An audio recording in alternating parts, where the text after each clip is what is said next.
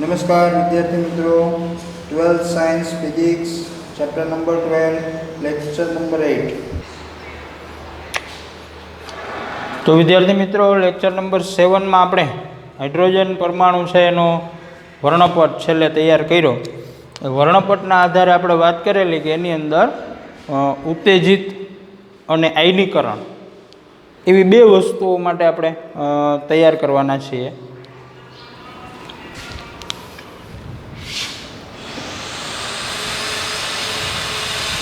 હવે અહીંયા આપણે હાઇડ્રોજનની કુલ ઉર્જાનું સૂત્ર છે આ રીતના યાદ કરી એના આધારે આપણે n બરાબર 1, n બરાબર 2, n બરાબર 3 એમ ઇન્ફિનિટિવ સુધી ઉર્જાઓ છે તૈયાર કરેલી છે.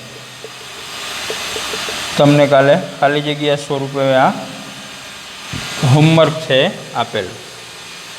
હવે એના માટે બે શબ્દો આપણે યાદ રાખીશું.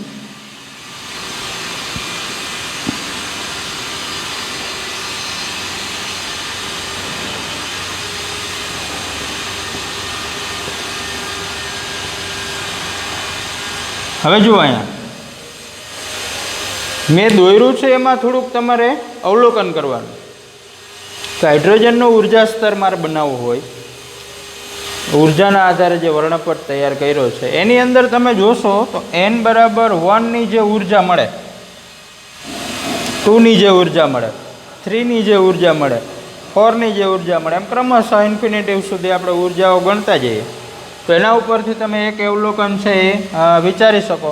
અહીંયા જોશો તો એ ખ્યાલ આવશે કે n બરાબર 1 અને 2 વચ્ચે જે ઉર્જાનો તફાવત છે એના કરતાં n બરાબર 2 અને 3 વચ્ચે આની સરખામણીએ ઓછો છે, એનાથી 3 અને 4ની વચ્ચે ઓછો છે, એનાથી 4 અને 5ની વચ્ચે ઓછો. જેમ તમે ઉર્જા સ્તરોની કિંમત આગળ જોતા જશો એમ એ ગેપ જે છે ઉર્જાનો એ ઘટતો જશે. એટલે આપણે દોરીએ જ્યારે ત્યારે પણ ઉર્જા સ્તરની અંદર એ ગેપ ઘટતો હોય ક્રમિક, એવું આપણે દેખાવું જોઈએ. હવે બે શબ્દો છે એને છૂટા પાડીએ.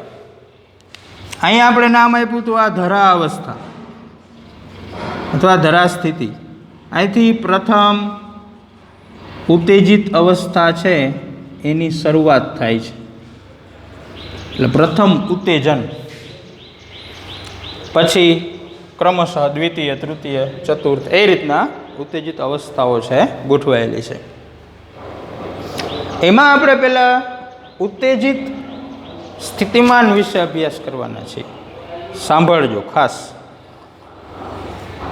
તમને એમ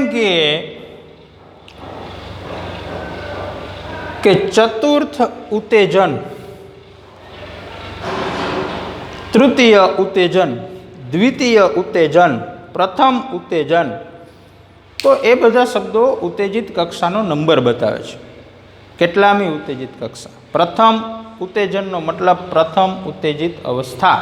પ્રથમ ઉત્તેજિત અવસ્થા એટલે n બરાબર 2.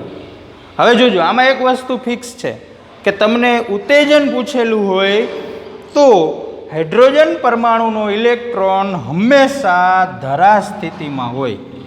એટલે એક પોઈન્ટ તમને ના આપે તોય ચાલે. તમને એમ કહે કે ચતુર્થ ઉત્તેજન માટે ઉર્જા ગણો, તો ચતુર્થ ઉત્તેજન મતલબ ચોથી ઉત્તેજિત અવસ્થામાં જવાનું છે. ચોથી ઉત્તેજિત અવસ્થામાં જવું એટલે n બરાબર 5માં જવું. કાલે આપણે ચર્ચા કરી ગયા, ચતુર્થ કીધું એટલે n બરાબર 4 નથી મૂકવાનું. કારણ તો કે n બરાબર 1 તો ગ્રાઉન્ડ ફ્લોર છે, ધરા અવસ્થા. પછી 2 થી પ્રથમ, દ્વિતીય, તૃતીય એમ શરૂઆત કરે છે. એટલે જેટલામાં નંબરનું ઉત્તેજન કીધું છે એના પછીનો નંબર છે. n બરાબર 5માં પહોંચવાનું છે. સ્ટાર્ટ ક્યાંથી થતું હશે તો કે ઉત્તેજન શબ્દ હોય અથવા ઉત્તેજિત સ્થિતિમાન ગણો એમ કીધું હોય એટલે હંમેશા ઇલેક્ટ્રોન ધરા અવસ્થામાં હોય. એનો સ્ટાર્ટિંગ પોઈન્ટ ફિક્સ હોય. ક્યાં હોય? ધરા સ્થિતિમાં હોય. જવાનું ક્યાં એ આના આધારે નક્કી થાય. સેમ પ્રોસિજર આયનીકરણ માટે. હવે સમજો પહેલાં આયનીકરણ એટલે શું? પહેલા શબ્દ છે આપણે આયનીકરણને સમજવાનો પ્રયત્ન કરીએ. આયનીકરણ એટલે શું? તો કે કોઈ પણ પરમાણુમાંથી ઇલેક્ટ્રોન દૂર થવાની ઘટના. કોઈ પણ પરમાણુમાંથી ઇલેક્ટ્રોન દૂર થઈ જાય એટલે એ પરમાણુનું આયનીકરણ થયું એમ કહેવાય. તો ઇલેક્ટ્રોનને દૂર કરવો મતલબ તો કે હાઇડ્રોજનના કેન્દ્રનું એ ઇલેક્ટ્રોન ઉપર કોઈ પણ પ્રકારનું વર્ચસ્વ હોવું જોઈએ નહીં. ન તો કુલંબીય અપાકર્ષણનું વર્ચસ્વ હોવું જોઈએ, ન તો એ કક્ષામાં પરિભ્રમણ કરે એના માટે એના નિયમો લાગુ પડવા જોઈએ. તો શું કરવું પડે તો કે એ ઇલેક્ટ્રોનને તમારે અહીંયા આપણે ઉર્જા ગણી હતી, જો કે ઇન્ફિનિટિવ 0 મળ્યું, મતલબ કે n બરાબર ઇન્ફિનિટિવમાં તમે જો એ ઇલેક્ટ્રોનને પહોંચાડી દો તો હાઇડ્રોજનના ન્યુક્લિયસનું એ ઇલેક્ટ્રોન પર કોઈ પણ પ્રકારનું વર્ચસ્વ રહેતું નથી. કારણ તો કે ત્યાં ઉર્જા કેટલી છે? 0 ઇલેક્ટ્રોન વોલ્ટ, મતલબ કે એને કોઈ પણ ઉર્જા છે એનો હાઇડ્રોજન પરમાણુના ન્યુક્લિયસના કારણે કોઈ અસર છે એ તમને જોવા મળતી નથી. તો એનો મતલબ એવો થયો કે જે ઉર્જા સ્તરમાં ઇલેક્ટ્રોન હોય, n બરાબર 1માં હોય, 2માં હોય, 3માં હોય, 4માં હોય, એમ ગમે એમાં હોય, એને ક્યાં લઈ જવાનો? n બરાબર ઇન્ફિનિટિવમાં. સમજો. હવે જોજો અહીંયા તમને એમ કે પ્રથમ આયનીકરણ,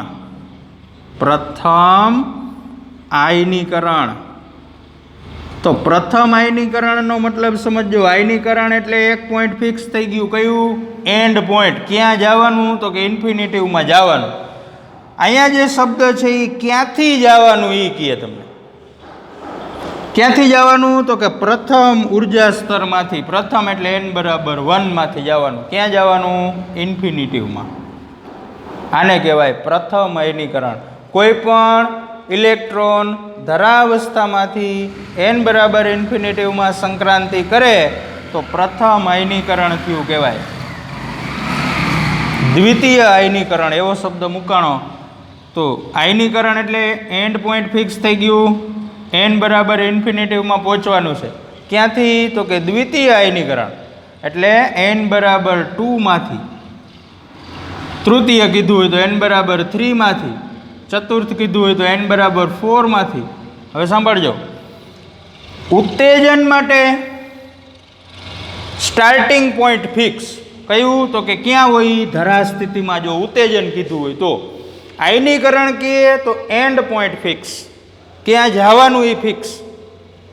n બરાબર ઇન્ફિનિટિવમાં. ક્યાંથી જવાનું એ આગળનો શબ્દ કહે. ઉત્તેજન અથવા ઉત્તેજિત સ્થિતિમાનની અંદર ઉલટું તમને એમ કહે કે તૃતીય ઉત્તેજન. તો ઉત્તેજન કે ઉત્તેજિત સ્થિતિમાન શબ્દ સંભળાય એટલે ક્યાં હોય ને એ ખબર પડે. ધરા સ્થિતિમાં હોય એ ફિક્સ હોય. પછી ક્યાં જવાનું એ શબ્દ ઉપરથી ખબર પડે. તૃતીય ઉત્તેજન કીધું એટલે ત્રીજી ઉત્તેજિત અવસ્થામાં પહોંચવાનું છે. ત્રીજી ઉત્તેજિત અવસ્થા એટલે n બરાબર 4. ક્યાંથી સંક્રાંતિ?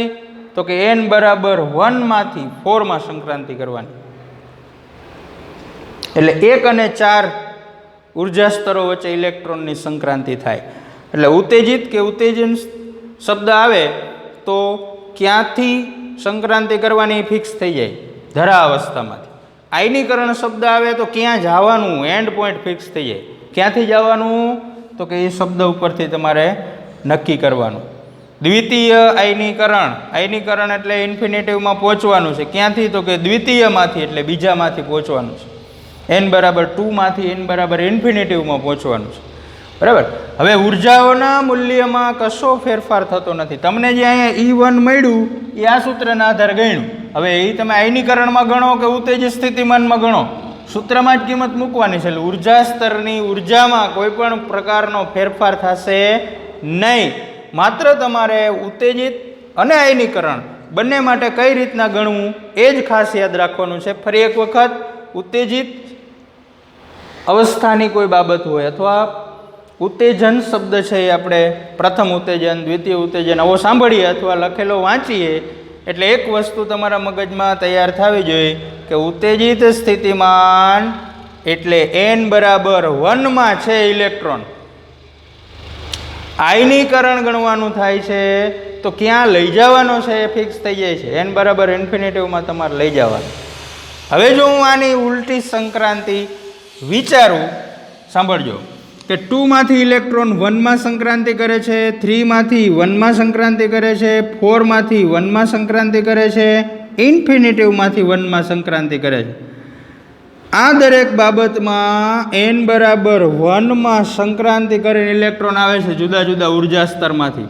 તો n બરાબર 1 માં આવે છે એટલે 1 પહેલા નંબરની શ્રેણી તમને જોવા મળશે. લાઇમેન શ્રેણીને અનુરૂપ તરંગ લંબાઈ તમને જોવા મળશે. સેમ વસ્તુ n બરાબર 2 માં જો સંક્રાંતિઓ થતી હશે, 3 માંથી 2 માં, 4 માંથી 2 માં, ઇન્ફિનિટિવ માંથી 2 માં, તો બામર શ્રેણીની રેખાઓ તમને જોવા મળશે. એવી રીતના 3 માં સંક્રાંતિ થતી હશે તો પાસ્ટન શ્રેણીને અનુરૂપ તરંગ લંબાઈઓ મળશે. જુદા જુદા ઉર્જા સ્તરોમાંથી n બરાબર 4 માં સંક્રાંતિ કરીને ઇલેક્ટ્રોન આવતા હશે તો બ્રેકેટ શ્રેણી જેવી તમને રેખાઓ મળશે. n બરાબર 5 માં સંક્રાંતિ કરીને ઇલેક્ટ્રોન આવતા હશે તો ફંડ અથવા ફુંડ શ્રેણી જેવી તમને રેખાઓ જોવા મળશે. બરાબર, આ છે એની વધારાની બાબત કે આની અંદરથી આપણે વિચારવું હોય તો આવું પણ વિચારી શકાય. હવે મારે એક ઉદાહરણ આ ઉર્જા સ્તરોની સંક્રાંતિનું આપણે લેવું છે જેથી કરીને ખ્યાલ આવે કે શબ્દ ઉપરથી કઈ રીતના આપણે એની અંદર ગણતરી છે એ કરવી. જો મિત્રો, આપણા સ્વાધ્યાયની અંદર દાખલા નંબર 12.5 રકમ એવી આપેલી છે કે પ્રારંભમાં ધરાવસ્થામાં રહેલો હાઇડ્રોજન પરમાણુ એક ફોટોનનું શોષણ કરે છે જે તેને n બરાબર 4 સ્તર સુધી ઉત્તેજિત કરે છે. તો આ ફોટોનની આવૃત્તિ અને તરંગ લંબાઈ ગણો. હવે સાંભળજો કે આવૃત્તિ અને તરંગ લંબાઈ ગણવા માટે થાય છે શું? તો કે સંક્રાંતિ થાય છે. કેવી રીતના થાય છે? તો કે ધરા અવસ્થામાંથી n બરાબર 4 માં સંક્રાંતિ થાય છે. તો આપણે સંક્રાંતિને અનુરૂપ જે બોહરનો અધિતર્ક છે એના વિશે આપણે વાત કરી ગયા. પણ અહીંયા મારે બે વસ્તુ સમજાવી છે. કદાચ ઉપરનું વાક્ય ન આપ્યું હોત તમને, પ્રારંભમાં ધરા અવસ્થામાં રહેલો હાઇડ્રોજન પરમાણુ એક ફોટોનનું શોષણ કરે છે, તો પણ તમે આ દાખલો ગણી શકત. કેમ? તો કે અહીંયા કીધું જુઓ, n બરાબર 4 સ્તર સુધી ઉત્તેજિત કરે છે. ઉત્તેજિત કરે છે એટલે ક્યાંથી શરૂઆત થતી હોય? તો કે ધરા અવસ્થાથી. હમણાં આપણે વાત કરી. તો n બરાબર 1 માંથી 4 માં સંક્રાંતિ થાય છે. કેવી રીતના થાય છે? તો કે શોષણ થાય છે. હવે યાદ કરો, આપણે તમને તરંગ લંબાઈ ગણી હતી. ઋણ મળે તો શોષણ થતું હોય, ધન મળે તો ઉત્સર્જન થતું હોય. શોષિત કે ઉત્સર્જિત વિકિરણની તરંગ લંબાઈ ગણો સંક્રાંતિને અનુરૂપ. આવું આપણે ભણી ગયા. હવે જોજો, અહીંયા સંક્રાંતિ છે એ 2 સ્તરો વચ્ચે થાય છે, n બરાબર 1 થી n બરાબર 4 સુધી. આ સંક્રાંતિ થવા માટે બોહર અધિતર્ક મુજબ આપણે એવું લખતા હતા ei માઇનસ ek બરાબર hfik. બરાબર. તો ક્યાંથી ક્યાં સંક્રાંતિ થાય છે?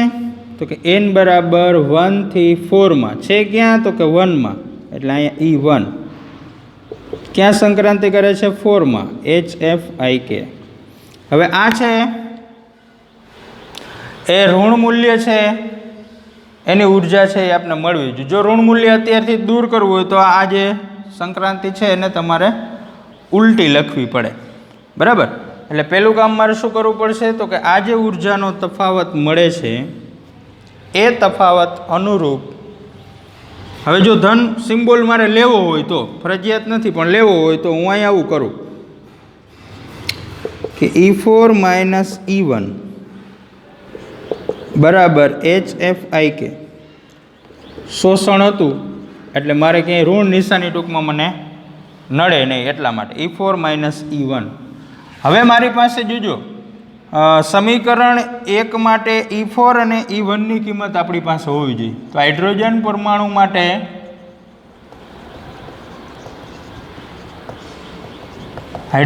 પરમાણુ માટે આપણી પાસે કુલ ઉર્જાનું સૂત્ર આવું છે -13.6/n² ઇલેક્ટ્રોન વોલ્ટ.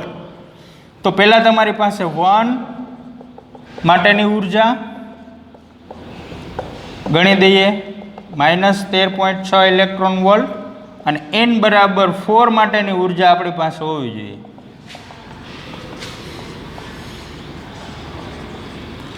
-13.6 ભાગ્યા 16 બરાબર. આ જે કિંમત મળે એ કિંમત છે એ પરિણામ 1 માં મૂકવાની થાય. E4 - E1 બરાબર HF, એટલે આવું લખું છું HF IK બરાબર ખાલી જગ્યા આ કિંમત E4 ની -E1 ની, આ બે કિંમતથી તમને બાદબાકીથી જે મળે આ H છે એ છેદમાં લો એટલે E4 - E1 અપોન H. Hની કિંમત ફિક્સ છે, પ્લાન્ક અચળાંક 6.625 10⁻34 જૂલ ઇન્ટુ સેકન્ડ.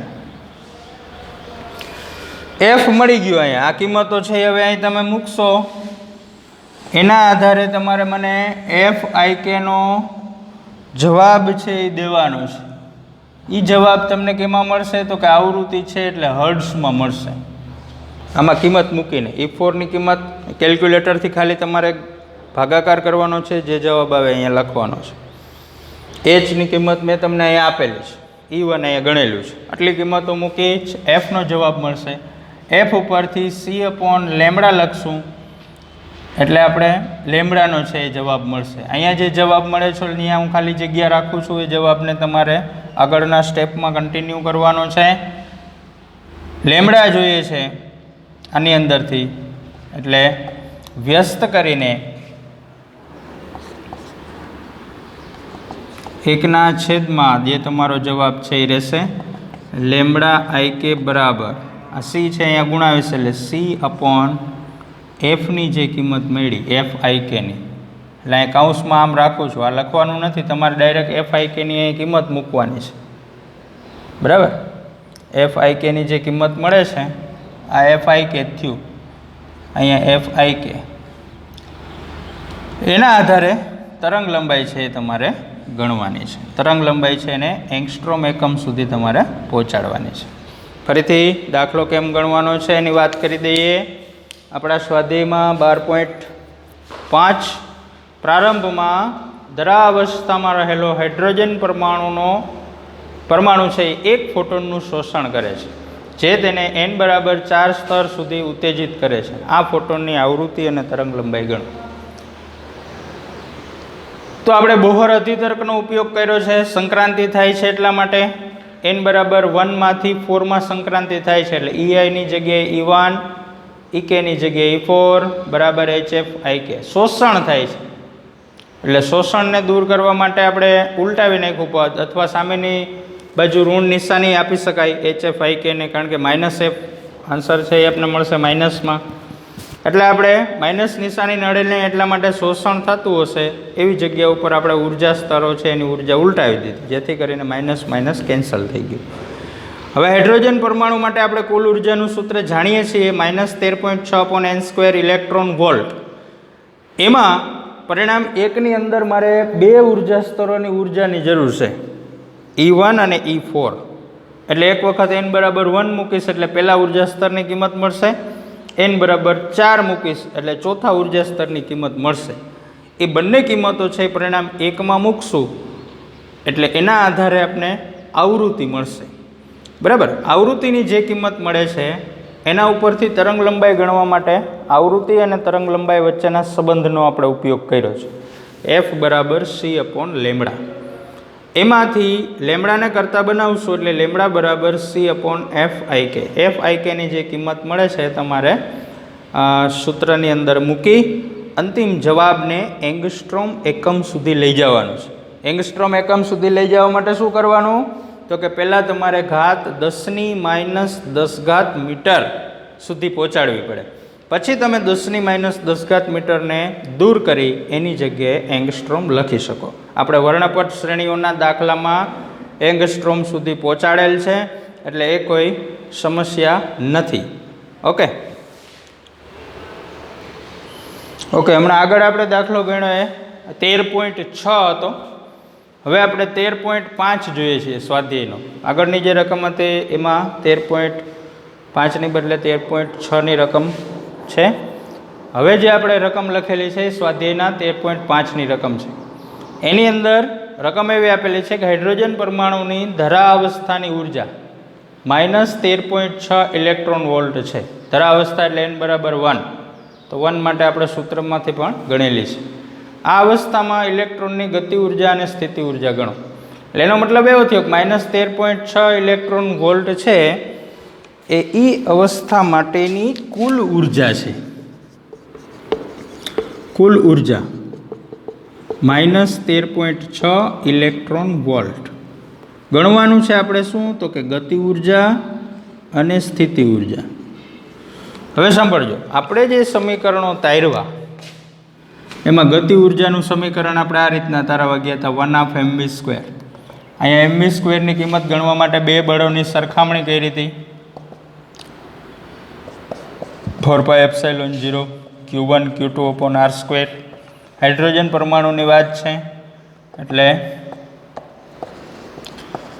1/4πε0. હાઇડ્રોજન પરમાણુ માટે કેન્દ્રમાં એક પ્રોટોન, કક્ષામાં એક ઇલેક્ટ્રોન, બંનેનો વિદ્યુતભાર E જેટલો. એટલે mv² ની જગ્યાએ આપણે 1/4πε0 E²/r આવું લખી શકીએ. બરાબર. હવે હું સ્થિતિ ઉર્જા લખું છું. તો સ્થિતિ ઉર્જામાં આપણે સૂત્ર લખ્યું હતું 1/4πε0 Q1 Q2/r. હવે આમાં એક કેન્દ્રમાં પ્રોટોન, ધન વિદ્યુતભાર, ઇલેક્ટ્રોનનો ઋણ વિદ્યુતભાર. આપણે કીધું કે સ્થિતિ ઉર્જા ગણતા હોય ત્યારે તંત્રની સ્થિતિ ઉર્જામાં સંજ્ઞા પ્રણાલીનો ઉપયોગ કરવો. હાઇડ્રોજનના કેન્દ્રનો વિદ્યુતભાર +E, ઇલેક્ટ્રોનનો -E/r. તો શું બન્યું? 1/4πε0 આ માઇનસ પ્લસ માઇનસ E²/r. હવે જોજો, અહીં હું પહેલાં સ્થિતિ ઉર્જા અને ગતિ ઉર્જાની સરખામણી કરું છું. તો કાઉન્સ જોઉં છું તો બેયની અંદર સરખા છે. જો બે કાઉન્સ છે, કાઉન્સ છે એ બેયની અંદર સરખા છે. તો આનો મતલબ એવો થયો કે ગતિ ઉર્જા છે ને એ સ્થિતિ ઉર્જા કરતાં અડધી હોય. 1/2નો મતલબ અડધી હોય. જોજો, ગતિ ઉર્જા છે એ સ્થિતિ ઉર્જા કરતાં અડધી હોય. પણ સ્થિતિ ઉર્જા કેવી હોય? તો કે ઋણ હોય. ગતિ ઉર્જા છે એ કેવી હોય? તો કે ધન હોય. એટલે હું આમ લખું. અથવા સ્થિતિ ઉર્જાનું આના સ્વરૂપમાં કિંમત બનાવી હોય તો શું બનશે? તો કે -2k. k કરતાં બમણી હોય પણ કેવી હોય? ઋણ હોય. k કરતાં બમણી પણ કેવી હોય? ઋણ.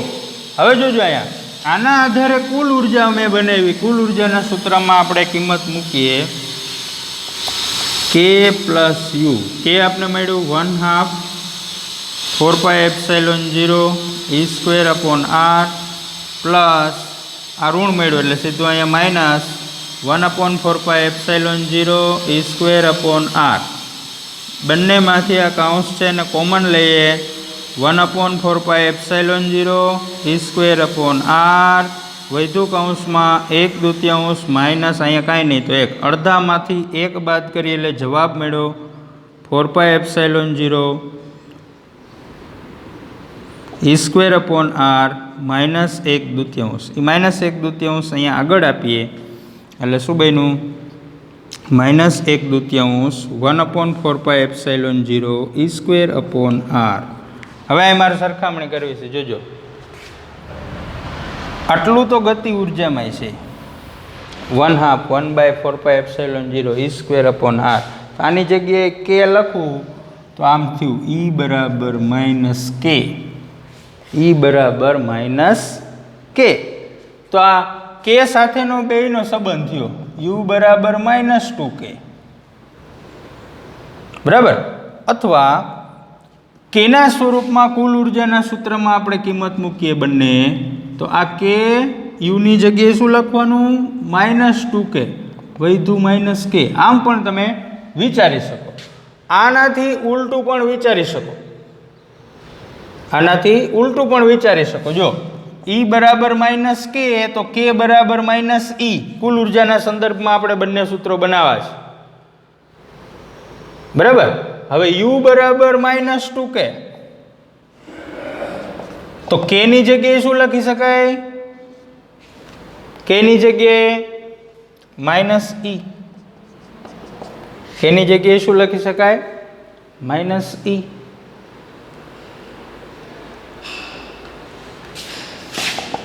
એટલે શું થયું? 2e. ઈ જેટલું હોય એનું બમણું. એટલે મેં જો અહીંયા બે સૂત્રો જે છેલ્લા બનાવેલા છે કુલ ઉર્જા સાથેના, અહીં લખીએ કુલ ઉર્જા અને KU વચ્ચેનો સંબંધ. કેમ બનાવ્યો એમાં ખાસ જોજો. તો કે આરે શું સંબંધ છે? તો કે માઇનસ ઈ. કે બરાબર માઇનસ ઈ અને યુ બરાબર 2e. પેલા કે બરાબર માઇનસ ઈ છે એનો હિસાબ પૂર્ણ કરીએ. ઈની કિંમત છે -13.6. એટલે minus minus plus 13.6 electron volt. આ કેની કિંમત થઈ.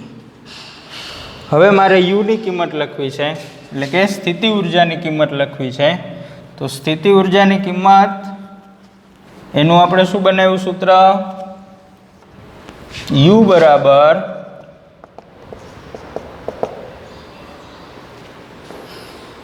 (2e).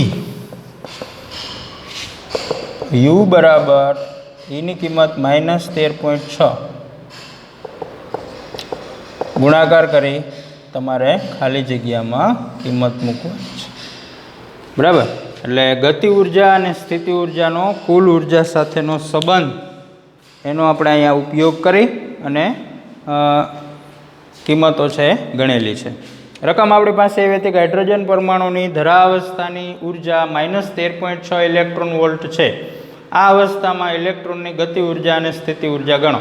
હવે એક જ અવસ્થાની વાત છે એટલે જે ઉર્જા આપેલી છે ધરાવસ્થાની હાઇડ્રોજનની કુલ ઉર્જા થઈ -13.6 ઇલેક્ટ્રોન વોલ્ટ. પછી જે આપણે રફ વર્ક સ્વરૂપે સમજૂતી આપી છે, સમજૂતી ઉપરથી આપણે સંબંધ બનાવ્યો કે કુલ ઉર્જા અને ગતિ ઉર્જા વચ્ચેનો સંબંધ. તો કે કે બરાબર -e હોય, બે સરખા પણ વિરોધ હોય. કે છે એ ધન હોય, કુલ ઉર્જા ઋણ હોય. એવી જ રીતના સ્થિતિ ઉર્જા બરાબર 2e, બે સરખા હોય પણ ઈ કરતાં બમણી હોય સ્થિતિ ઉર્જા. એટલે યુ બરાબર 2e. બંને સંબંધની અંદર કિંમત મૂકી અને આપણે છે એના મૂલ્યો મેળવેલા છે. એક માર્ક માટે અથવા વિકલ્પ માટે પણ યાદ રાખવું પડે. ગતિ ઉર્જા અને સ્થિતિ ઉર્જાનો સંબંધ પણ યાદ રાખવાનો છે કે ગતિ ઉર્જા કરતાં સ્થિતિ ઉર્જા બમણી હોય પણ વિરુદ્ધ નિશાનીવાળી હોય, અથવા એનાથી ઉલટું ગતિ ઉર્જા છે સ્થિતિ ઉર્જાથી અડધી હોય પણ વિરુદ્ધ નિશાની હોય. કુલ ઉર્જામાં પણ એવું યાદ રાખી શકાય, કુલ ઉર્જા છે સ્થિતિ ઉર્જા કરતાં અડધી હોય અને સમાન નિશાની હોય, બે સરખી જ હોય, બંને ટૂંકમાં ઋણ હોય. જ્યારે ગતિ ઉર્જા છે એક જ આપણને ધન છે મળે છે. તો આજના લેક્ચરની અંદર જે આપણે ચર્ચા કરી, ઉત્તેજિત સ્થિતિમાન, આયનીકરણ સ્થિતિમાન અને ઉર્જા આધારિત આના આગળનો દાખલો આપણે જોયો 13.6 અને આ દાખલો છે 13.5. આની અંદર ઈ, કે અને યુ એટલે કે કુલ ઉર્જા, સ્થિતિ ઉર્જા અને ગતિ ઉર્જા વચ્ચેનો સંબંધ છે જે આપણે સેટ નોટની અંદર નોંધ કરવાનું છે અને એક વખત હોમવર્ક સ્વરૂપે રફ નોટમાં એની નોંધ કરવાની છે અને મોડેલ ગણવાનો પ્રયત્ન કરવાનો છે. કેલ્ક્યુલેટરની મદદથી બંને દાખલાઓમાં જેટલી આપણે બ્લેન્ક્સ મૂકેલી છે, જેટલી ખાલી જગ્યાઓ મૂકેલી છે એ કેલ્ક્યુલેટરની મદદથી પૂર્ણ કરવાની છે અને સાચો જવાબ છે એને આપણે આવી જાય પછી તમારે એને પાકી નોટની અંદર નોંધ કરવાની છે. ફેરબુક છે સાથે સાથે મેન્ટેન કરતા જઈશું. આપણે વચ્ચે વચ્ચે મંગાવતા રહીશું જેથી કરીને તમારે એકસાથે ન લખવું પડે. એટલે અત્યારથી તમે તમારી ફેરબુક છે સેટ નોટ એને અપડેટ કરતા રહેશો. Thank you.